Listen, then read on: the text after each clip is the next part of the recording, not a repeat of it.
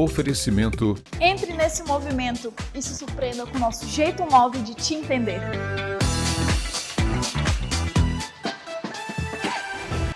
Olá, muito boa tarde, obrigada pela sua companhia. Eu sou Heloísa Pinheiro e a edição do Jornal Amazônia News desta segunda-feira, 13 de novembro, já está no ar.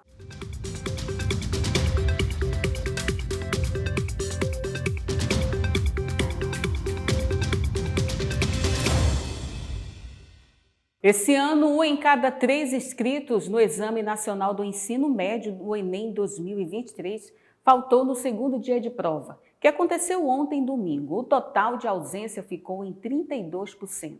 Ao todo, mais de 3 milhões de pessoas se inscreveram na edição deste ano do exame. A ausência neste domingo foi a mesma do segundo dia de edição de 2022, quando 32% dos inscritos também faltaram.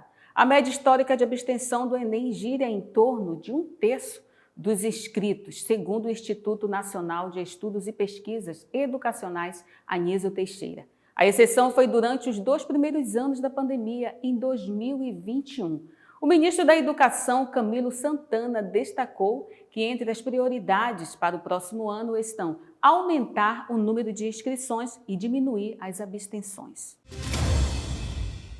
E o governador Helder Barbalho entregou no último sábado as obras de pavimentação de 70 quilômetros da rodovia PA 370, a Trans-Uruará, e mais 2 pontes, uma sobre o rio Curuaúna e outra sobre o rio Tutuí. A rodovia, que terá toda a sua extensão construída e pavimentada, já contabiliza 102 quilômetros asfaltados. Foram entregues os 2 trechos iniciais, desde a hidrelétrica de Curuaúna até o limite com o município de Uruará. Entre os serviços executados na Trans-Uruará estão a implantação de rede de drenagem de águas pluviais, subbase, base, implantação de acostamento, terraplanagem e pavimentação. Com a conclusão do asfalto nos últimos 48 quilômetros em obras, a estrada estadual terá seus 220 quilômetros de extensão pavimentados. E o governo assinou a ordem de serviço para o início imediato da pavimentação asfáltica e duplicação da rodovia Fernando Guilhom. Essa iniciativa, alçada em mais de 19 milhões e com prazo de conclusão de 365 dias, visa aprimorar a acessibilidade e a mobilidade na região oeste do Pará, com a rodovia Fernando Guilhom cortando importantes vias como a Santarém-Cuiabá, que é a BR-163, e a Everaldo Martins, PA 457, que liga Santarém ao distrito de Alter do Chão. A iniciativa não apenas facilitará o deslocamento dos moradores locais, mas também beneficiará o crescente fluxo turístico, tornando a região ainda mais acessível e atraente para visitantes. E vamos conferir juntos a previsão do tempo para esta segunda-feira. Sol com muitas nuvens, pancadas de chuva à tarde. À noite o tempo fica aberto, 29 graus, variação entre 25 e 36 graus, sensação térmica em 28 graus, umidade relativa do ar em 70%.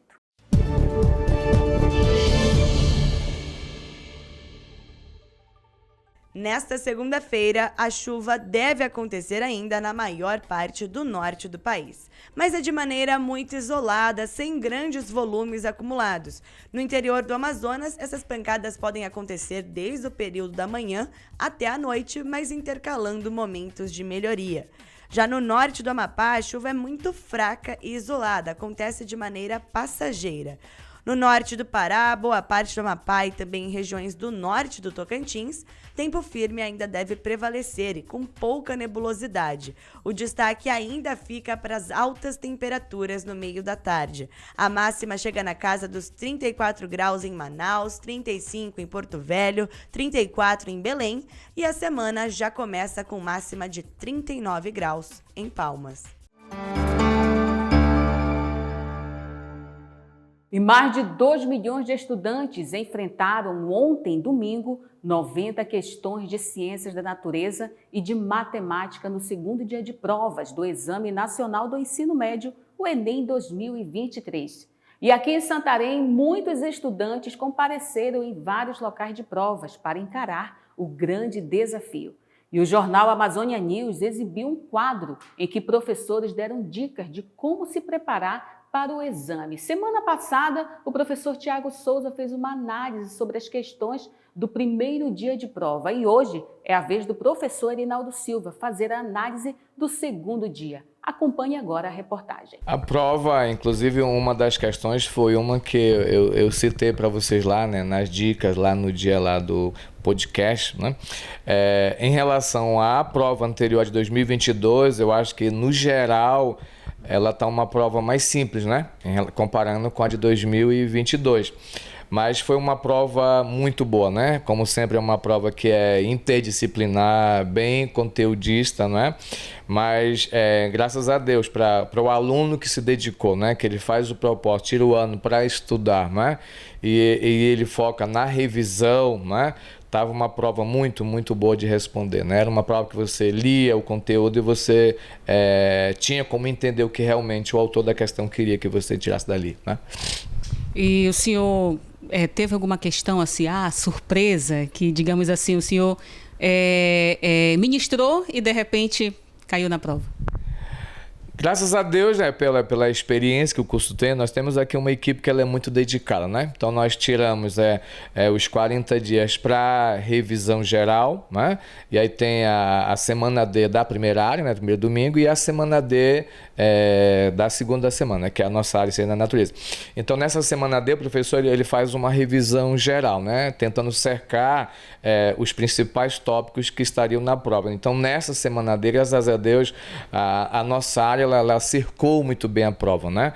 Agora, prático, se você pegar as questões e você for comparar com os slides que eu usei na revisão, né? São as mesmas falas, o mesmo nível, né, de raciocínio. Consequentemente, o aluno que estava nessa aula, ele tem toda a condição de responder a questão sem problema nenhum.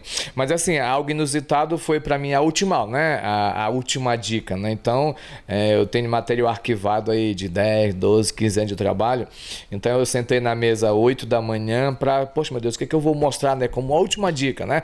A última fala. Então, olhando lá o banco de questões, apareceu lá uma figura, né, que me chamou a atenção, né? Então veio estar na mente. Comenta isso, né? Comenta isso aí com a meninada lá. E eu fui lá rapidamente o resumindo e expliquei, né? Para dizer que, olha, isso é assim, até uma questão que falar de abacate, né? Eu expliquei como é que a minha avó fazia, né? De cortar o mamão, cortar as extremidades, fazer os riscos para ficar maduro mais rápido. E eu expliquei a razão biológica e fisiológica para isso, né? E aí quando chega lá, tá lá uma questão que é exatamente, né? Eu usei como exemplo o mamão, né, a ata, e lá a questão era de abacate, mas é a mesma filosofia. Então, você fica feliz, né? É um estalo que vem na mente, aí você compartilha, está lá, e logicamente que a meninada toda acertou, né? Graças a Deus por isso. E foi inaugurado na última sexta-feira o Centro de Convenções Sebastião Tapajós, o equipamento público moderno e totalmente climatizado. Com o objetivo de valorizar a cultura santarena, o governador do estado do Pará, Helder Barbalho, entregou no último final de semana o Centro de Convenções de Santarém, Sebastião Tapajós. Considerado como o maior complexo artístico, cultural e turístico da região de integração Baixo Amazonas. A solenidade foi conduzida pelo governador, pela vice-governadora e o secretário de Estado e Obras Públicas, Rui Cabral. O centro, totalmente climatizado, será palco para grandes eventos públicos para fomentar a economia e o turismo no oeste do Pará. Centro de Convenções de Santarém, sendo o primeiro grande evento de mobilização turística para impulsionar o turismo e esta vocação extraordinária para esta região. Quero cumprimentar os nossos deputados estaduais. O centro foi construído em uma área de 10 mil metros quadrados, com pavilhão de eventos, auditórios, praça de alimentação, área VIP, salão de imprensa, 8 salas multiusos, auditório com capacidade para 1.200 pessoas e um estacionamento com mais de 500 vagas. A denominação do Centro de Convenções homenageia o compositor e violonista paraense Sebastião Tapajós. O músico faleceu no dia 2 de outubro de 2021. E essa edição do Amazônia News vai ficando por aqui. Amanhã eu espero você nesse mesmo canal e neste mesmo horário com outras notícias.